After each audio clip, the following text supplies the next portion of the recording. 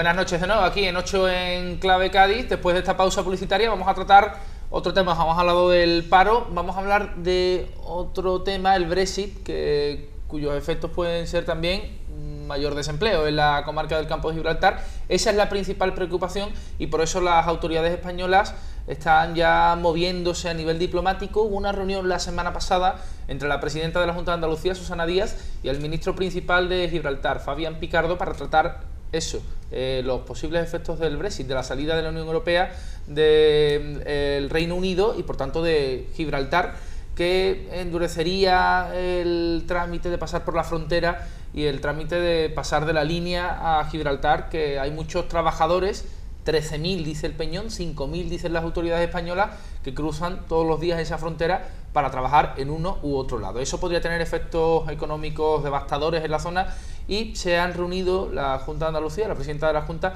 y el ministro principal de Gibraltar, Fabián Picardo. Las altas esferas ya también a nivel diplomático con Alfonso Dastis también se están reuniendo para tratar esto, pero de momento no se ve un plan muy definido. Lo que sí sabemos es que el ministro principal de Gibraltar y Susana Díaz apuestan por un Brexit blando y así lo han declarado en la rueda de prensa que tuvieron posterior a la reunión. Prefieren que los efectos del Brexit sean muy limitados y que la frontera siga siendo lo más parecido ahora, y no sé si os parece que eso es lo idóneo o, como dice el Partido Popular o parte del Partido Popular, hay que esperar y hay que jugar un poco también con la tensión que está generando la posibilidad de salir de la Unión Europea en Gibraltar, ya que es el Peñón depende de la comarca del Campo de Gibraltar y entonces está generando cierta tensión, cierta incertidumbre esa decisión que ha tomado la mayoría del Reino Unido, pero que no ha tomado en su mayoría el Peñón Gibraltar, puesto que allí salió el no a salir de la Unión Europea. ¿Qué os parece? ¿Qué es lo que se debe hacer en el Campo de Gibraltar? ¿Cuál debe ser la hoja de ruta? Eso que les gusta tanto decir a los políticos, el plan marcado para que el Brexit no se note tanto en la comarca del Campo de Gibraltar. Lo primero es informar. Lo primero es una campaña de información al gibraltareño, al trabajador fronterizo, de cómo va a afectarle en todas las materias de la vida. Yo creo que hay una falta de información brutal y que estas reuniones son solo ilusiones ópticas tranquilizadoras para que la gente no se revuelva y no tenga miedo a lo que va a pasar con el Brexit. Creo que hace falta que se le acerque mucho más al trabajador las consecuencias que va a tener, que va a suponer en su puesto de trabajo, cosas palpables, documentos que él pueda entender y sean legibles y se dejen ya de reuniones que son simplemente para lanzar mensajes tranquilizadores y realmente que no se define nada, porque la última reunión de Susana Díaz y Picardo, la conclusión era que el Brexit va a suponer una oportunidad. ¿Una oportunidad para qué? ¿Qué va a solventar? Y ambos responsables políticos lo que argumentan es que ya en próximas reuniones abordaremos temas sobre el tema sanitario, sobre el transporte. La gente necesita saberlo ya, porque evidentemente lo que provoca es miedo, y el miedo que va a provocar, pues que se vuelva a votar, evidentemente. Yo creo, sin embargo, que no va a tener una gran incidencia el Brexit, y me explico. Al principio esto ha sido como las fases de la muerte, ¿no? De aceptación de la muerte. Al principio, cuando vino el Brexit, realmente fue como una bomba en Gibraltar. Yo tuve ocasión de ir viendo un poco el proceso, ¿no? de distintos reportajes, y al principio ellos mismos ni siquiera querían hablar. O sea, el gibraltareño de a pie es que no le salían ni las palabras, no sabía ni qué decir porque no se lo esperaban. Mucho menos el trabajador de la línea o de alrededor. Sin embargo, se ha ido avanzando poco a poco y claro, una vez que te tranquilizas y empiezas a mirar en frío, lo primero que se recuerda en la comarca es que ya la frontera estuvo cerrada, que en Gibraltar saben bien lo que es pasarlo mal y en la línea también, como después han sobrevivido a base de contrabandear durante mucho tiempo. Hablo de ese contrabando de posguerra, evidentemente. Entonces, realmente, yo no creo que el impacto sea tal. Recordemos que, por ejemplo, ya hay medidas de control de paso de frontera. O sea, Gibraltar no es un espacio, una zona Schengen, es decir, tiene una división, los trabajadores tienen que pasar, con lo cual eso lo podemos descartar. Y después otro tipo de influencia, pues claro, sí, es importante ver esos acuerdos, cómo se reflejan los acuerdos sanitarios de protección del trabajador que trabaja allí, pero al final yo creo que se está imponiendo la cordura. Teníamos antes un ministro de Asuntos Exteriores que era experto en echar gasolina al fuego. Entonces, y también tenemos, que hay que decirlo, a Picardo, que también se enciende mucho en sus declaraciones. Entonces teníamos dos polos ahí, pero claro, veo sin embargo que Dastis es mucho más sosegado, mucho más tranquilo. aparentemente. Tampoco muy resolutivo, ¿eh? Bueno, pero lo veo que es más diplomático, entonces no...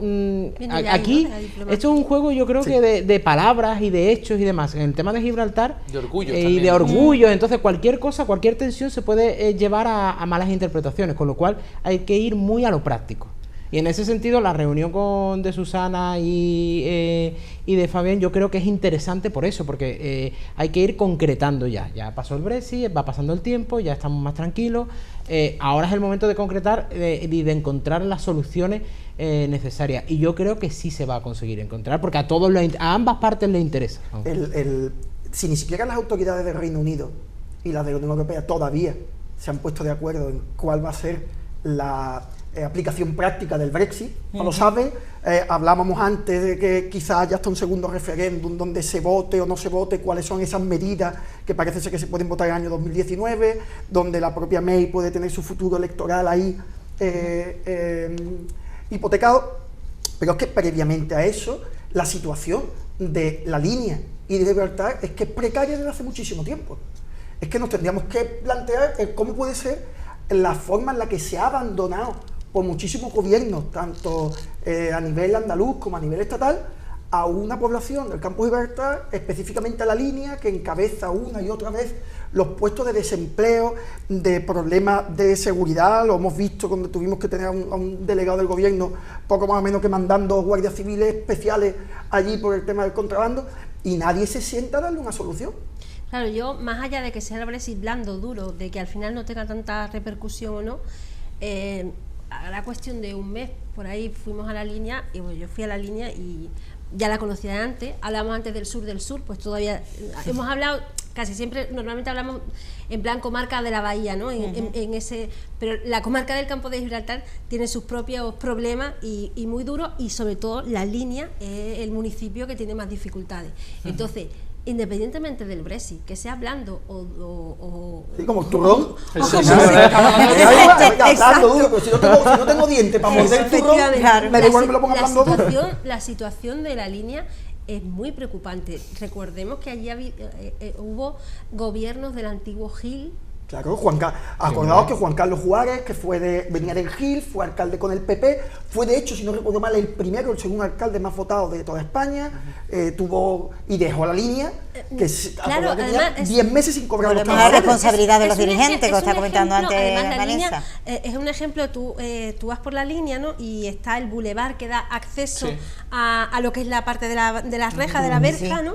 Y nos contaban que allí, en esa época, querían hacer un bulevar tipo Puerto Banús. O sea, estamos en otro plano, ¿vale? Además estábamos en los momentos de crecimiento y de burbuja, y tú pasas por allí y aquello es un esqueleto además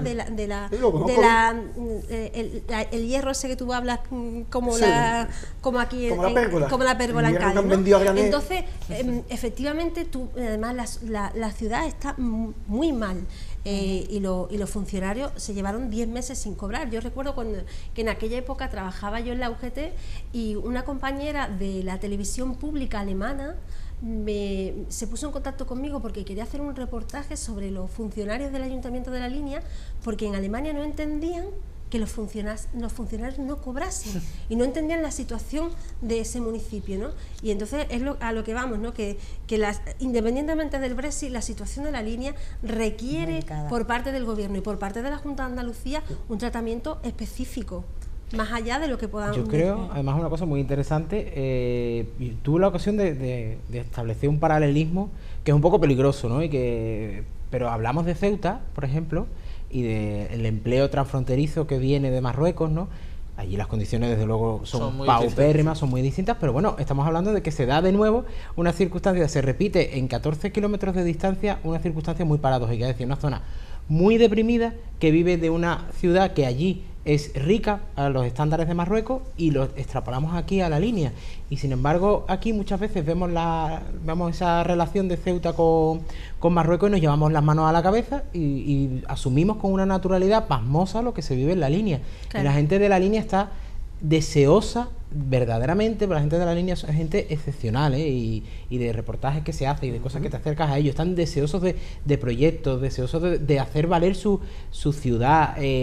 Últimamente están desarrollando muchísimos proyectos precisamente para recuperar la imagen del pueblo y vender eso, porque tiene la autoestima por los suelos, además que te lo dicen. Es que tú, ¿cómo vas a decirle a un niño que no es bueno contrabandear o que no es bueno dedicarse al narcotráfico si lo que ve a su alrededor es una imagen de desolación, y que su compañero cuyo padre se dedica al narcotráfico tiene un quad, tiene tal, es que eso es muy duro, y sin embargo en la línea la gente tiene un discurso optimista, o sea, ellos quieren ser optimistas, otra cosa es que les dejen, ¿no?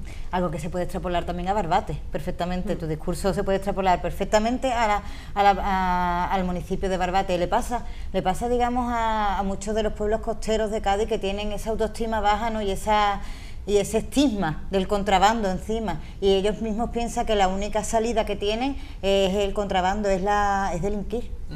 No se le ponen los canales oportunos para que tengan una oportunidad ajustada a los cánones que se marcan dentro de lo legal, y eso es lo que buscan muchas veces pues en territorios como La Línea, que también tiene el ejemplo del Peñón muy próspero, muy cerca, y que no tiene una industria de la que tirar o un sector al que agarrarse. Pues para eso están también las reuniones entre las dos partes que están intentando mitigar los efectos del Brexit. Vamos a pegar un salto ya en clave un poco más electoral en la ciudad de Cádiz. Lo decíamos antes de dar paso a la publicidad, queríamos tratar los posibles candidatos del PP de Cádiz en las próximas elecciones locales. Y digo del PP de Cádiz porque en Algeciras está prácticamente decidido, en Jerez también el partido está bastante asentado, pero sí es verdad que en Cádiz se abre un horizonte incierto después de que Teófilo Martínez ganara las últimas elecciones pero no lograra gobernar, y ahora, 3 años después, pues se está debatiendo, en abril tienen que tenerlo decidido, quién va a ser la cabeza de lista. Y ahí han aparecido 2 nombres, Teófilo Martínez, que es el que ya está perenne, y también José Manuel Cosí, al que podemos unir el de Bruno García. Son 2 perfiles muy distintos de candidatos. Teófilo Martínez, por las respuestas que da en ruedas de prensa y tal y como está saliendo ahora mismo a la opinión pública, creo que al menos se está pensando volver a presentarse en el sentido positivo, en el sentido de que ella quiere reafirmarse en su presente, de que no es una política del pasado. Y también está la otra opción, quizás más joven, quizás más para luchar contra otro tipo de amenazas, como puede ser Ciudadanos en clave electoral, que son José Manuel Cosí, Bruno García, otro talante, otra generación. Es una forma quizás distinta de entender la política. ¿Qué pensáis que acabará triunfando en el PP de Cádiz, que acabará imponiéndose? Hombre, al que se imponga, desde luego, ese candidato tiene su arresto, que echarle unas cuantas de horas. Yo creo que Bruno, que además con el que tengo buena relación, me parece una persona en el trato muy cordial, me parece que todavía no es su momento, y yo creo personalmente que Teófilo Martínez no se fue de Cádiz como ella quería irse, y yo creo que va a jugar a eso de a ver si prácticamente por aclamación popular me vuelven a sentar en el sillón, y esto ha sido una especie como de error, ¿vale? Fue una broma. Alcaldesa por homenaje. Alcaldesa por homenaje, ¿no? Ay, que ahí venga, ¿no? Como en la película, ¿no? de la novela de Dan Brown, ¿no? Y venga, y esto ha sido 4 años en los que los vamos a olvidar. A ver si la pérgola amigado no me la toca y la puedo terminar de arreglar yo, y a partir de 2019 rearrancamos todos los proyectos que teníamos en marcha, ¿no? Yo creo que ella, además, entiendo porque a ella siempre le ha gustado el puesto y el trabajo de diputada en el Congreso, y posiblemente, teniendo en cuenta que el PP puede bajar bastantes diputados, pues a lo mejor no lo tiene tan fácil. A lo mejor una forma también de decir, bueno, pues me presento a la alcaldía de Cádiz, a cambio estoy de diputada, que van a ser el 2019, va a ser un año súper electoral, tenemos las europeas, tenemos las municipales, las 2 en mayo, vamos a tener las andaluzas, que yo creo que van a ser en 2018, yo creo que Susana Díaz las va a adelantar, y puede ser que tengamos también unas generales. Y ahí la alcaldesa puede salir, Teófila puede salir de alcaldesa, o por lo menos ganar las elecciones en el 19, y ya irse en el 20, que era el plan que ellos tenían, o que más o menos se entendía, ¿no? De dejar a un Delfín, a alguien que esté 2 o 3 años de alcalde, y relanzarse para 2023. Pero vamos, eso del delfín lo llevamos de tiempo escuchando hablar, porque yo recuerdo que hacíamos jubilado ya. El delfín ya está acabado. Porque parque acuático. Pero yo me acuerdo que decíamos, cuando, por ejemplo, en 2012, ¿no? Cuando pase 2012 lo mismo se plantea marcharse con el buen sabor de boca y no. Yo la primera vez que lo escuché, perdona, fue en 2004. Wow. En 2004, que me acuerdo que estábamos en Zona Franca, fue el año que perdió el PP de forma inesperada las elecciones y que ya se mencionaba que ella en 2004 iba a ir de ministra a un gobierno en Madrid. Cierto, es verdad. ¿Verdad? Que iba a ir de ministra sí. y ahí sí iba a dejar ya un delfín para hacer ese paso que ella, si os fijáis, no ha dado. Es el único que en realidad ha sido diputada, ha tenido responsabilidades allí en varias comisiones, pero ese salto que ella además con algún ministerio está con nombre y apellido, ¿no? Como el de Fomento para inaugurar el segundo puente. Sí. Es un paso que se dio truncado. Ya en el año 2011, cuando vuelve a ganar el Partido Popular, ella tiene en Cádiz 2012 y prácticamente dice, bueno, me quedo que yo quiero ser alcaldesa en 2012. Claro. Yo me mojé en su día y además aquí en este plató y dije que se presenta, o por lo menos que intentarlo lo va a intentar. Y después di una entrevista hace poco en Radio Cádiz y yo creo que lo dejó bastante claro. O sea, yo creo que fue un aviso a navegantes, de decir, yo me quiero presentar. E incluso aviso a navegantes dentro del partido, el que me quiera hacer frente. Bueno, yo soy un proceso cerrado, ¿no? Poco transparente. O nada transparente. ¿No? Entonces ya yo creo que ya ha dejado claro que quiere pelear y volverse a presentar a la alcaldía. Además, como perfil relevante de los candidatos, de esos posibles candidatos, volveríamos a hablar de que es el perfil más relevante junto con José María González. Más seguro, quizás. Y el más seguro, o sea que en ese sentido el PP arriesgaría poco y podría arañar algo. No sabemos. Yo es que no veo al PP arriesgando. Teniendo además Teófila Martínez, quiero decir que es un valor seguro para mucha gente, eso no cabe duda, ¿no? Una marca consolidada. Un valor reconocido. Yo para además, lo bueno y para lo malo. conociendo como conocemos todos la trayectoria política y personal, porque yo creo que van unidas, ¿no? De Teófila, yo creo que ella está con ganas y preparada y que puede dar el salto para luego tener otro retiro, ¿no? Pero yo no me la veo retirándose. Y tampoco creo que la amenaza de Ciudadanos está ahí, está sobre la mesa, pero no creo que arriesguen a no exponer a Teófila por tener un candidato más joven que pueda quitarle votos Ciudadanos. No, porque en un momento dado, perdona, sumando PP con Ciudadanos, si Ciudadanos te saca un 2 concejales más, tienes un gobierno. Claro. Es que Teófila Martínez cuenta con la baza del reconocimiento público en Cádiz, que es muy importante en Cádiz ciudad que el candidato sea reconocido por el pueblo y que el pueblo lo conozca, porque yo creo que otros candidatos en otros momentos críticos también que ha tenido el PP, caso de Marta Meléndez, cuando se presentó le faltaba bastante reconocimiento para haber obtenido más concejales, reconocimiento a que la gente lo conozca. Las elecciones locales tienen ese punto de proximidad que necesita. Es la parte más costosa, porque al final implica estar continuamente en las asociaciones de vecinos, es muy costoso cuando además no tiene mucho equipo. Ser un ciudadano sin embargo, de Cádiz. El candidato tiene que ser un ciudadano. Sin embargo, de Cádiz. José María González sacó 8 concejales en las últimas elecciones y una persona conocida en el ámbito del carnaval, pero tampoco era archiconocida ni tuvo mucho recorrido en la campaña electoral.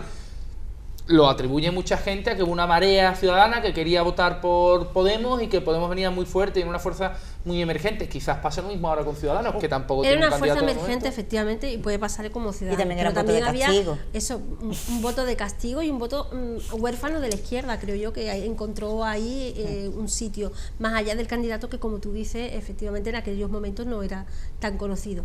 Pero bueno, yo creo que ahora, en este escenario, que es completamente distinto del año 2015, pues yo creo que las elecciones municipales seguirán la tónica que han seguido siempre, en el sentido de que se votarán muchas veces, pues se votan los candidatos en la mayoría de las ocasiones.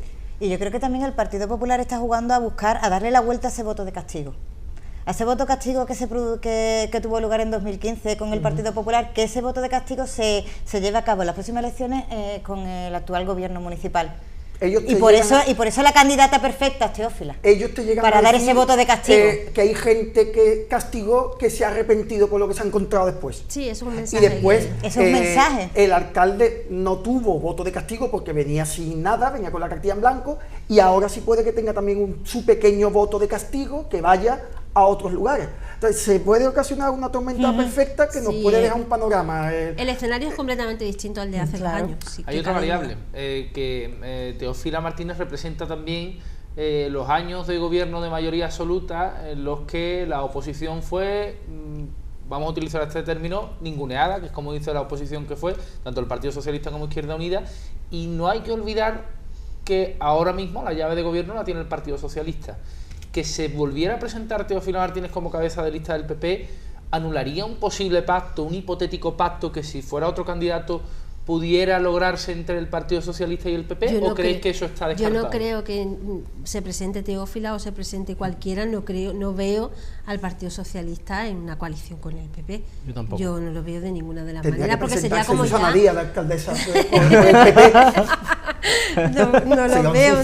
Yo creo que sí. Yo creo que esa alianza Socialista está en una situación en Cádiz muy delicada como formación representativa de la izquierda, como para llevar a cabo ese tipo de acuerdos de gobierno. Bueno, creo yo que sería ya... Es normal en Alemania, ¿no?, esa coalición, ¿no?, pero todavía en nuestro país no se ha dado, aunque de facto, bueno, pues el PSOE, bueno, pues mantenga a lo mejor a Rajoy en el gobierno, o por ejemplo en lo local se una con el PP y con Ciudadanos en otros temas, ¿no?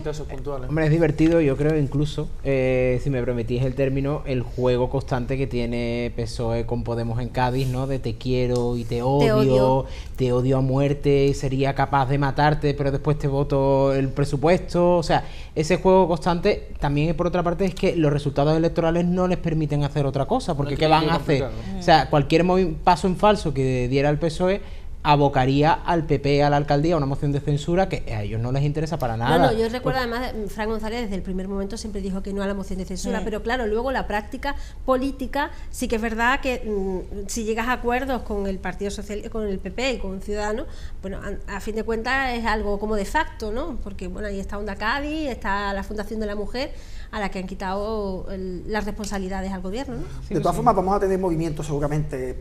Ya hemos visto algún desliz con el acuerdo de la UCA con el ayuntamiento, donde ganar Cádiz se ha descolgado un poquito, porque claro, a medida que se vaya acercando la cita electoral, y eso lo sabemos todos, tú te tienes que diferenciar para buscar tu propio espacio. Si no, pues al final la gente dice, para tochar la papeleta tuya, he hecho la de la marca A y no me voto la marca blanca. Creo que va a ser el partido más perjudicado de las próximas elecciones, ganar Cádiz. Si hay partido, porque hay otra... No, te lo digo porque hay una corriente de montar una marea de izquierda, una marea candidaturas populares, más parecido a lo que en su momento fueron en Marea Gallega, Compromís, en Común Podem, en Andalucía, que en su momento no se optó por esa opción porque hubo las peleas, pero cuando volvió a salir de secretario general de Izquierda Unida, Maillo, que yo estuve en el invitado al acto final, habló Teresa Rodríguez, habló Maillo, y ahí hubo guiños a empezar a trabajar en esa marea. ¿Pero se pueden extrapolar a los ámbitos locales? Porque sí, esa es la idea. La idea es, después del experimento que se hizo